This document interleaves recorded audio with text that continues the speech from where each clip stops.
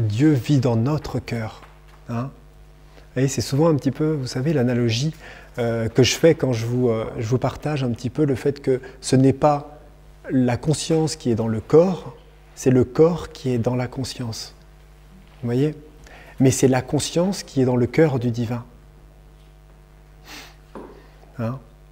Donc nous sommes dans le cœur de la présence et nous sommes dans le cœur du divin. Donc fondamentalement, on recherche toujours à accaparer quelque part, on a comme des compulsions à vouloir bénéficier, à projeter comme ça des visions divines à l'extérieur de nous, en fait, en permanence. Hein? Alors que peut-être la posture la plus salutaire, en fait, pour un vrai repos, une vraie détente intérieure, ce serait de ne plus chercher à projeter, on va dire, une vision extérieure du divin, mais accepter que cette présence et cette vision vit et rayonne, en fait, à l'intérieur de notre cœur. Vous voyez?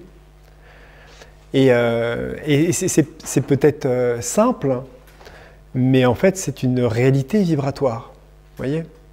Et c'est même une réalité conscientielle. Hein? Et on se sent plus démuni, on ne peut plus se sentir démuni quand on accepte fondamentalement que le divin repose dans notre cœur, vous voyez, et qu'il n'y a plus besoin de chercher à l'intérieur. La complétude n'existe pas à l'extérieur. Hein? Ce n'est pas en fait à l'extérieur qu'on trouvera quelque chose qui va nous remplir. Hein. Alors on essaye tous les jours. Hein? On essaye.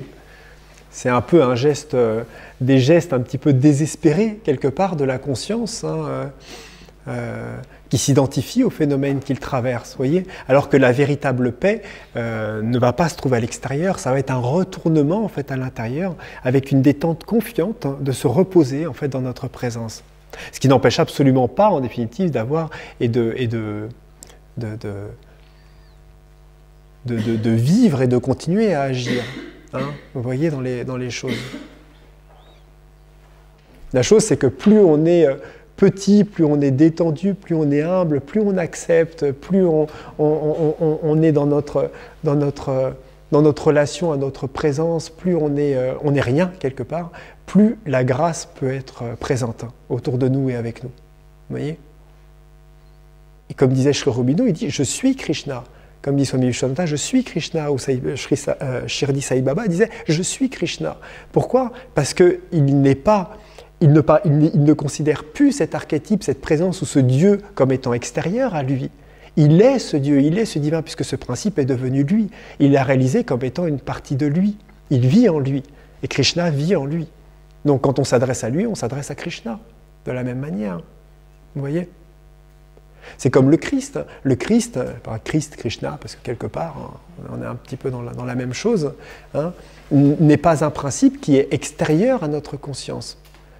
C'est le noyau même, hein, de notre conscience, hein, le principe christique, hein, qui est un principe, du moins une étape, hein, on va dire relativement extraordinaire, hein, de relation à notre cœur, hein, et à notre conscience. Mais c'est un principe qui existe en nous. Donc quand on s'adresse au Christ et on s'adresse à Jésus ou au Christ, on dit oui, Christ, nanana, en fait, on ne s'adresse pas à quelque chose d'extérieur. Ce qui répond est intérieur. Hein. Et il est évident que toutes les parties de nous tendent à pouvoir se rassembler. Donc quand on parle au Christ, quand on parle au divin ou quand on parle à des dieux ou de choses comme ça, on ne fait que parler à son propre cœur, à des espaces de notre propre cœur qui vont tendre à essayer de nous répondre et à faire en sorte de nous amener ou de nous amener, on va dire, cette réalisation de ce à quoi on aspire. Hein.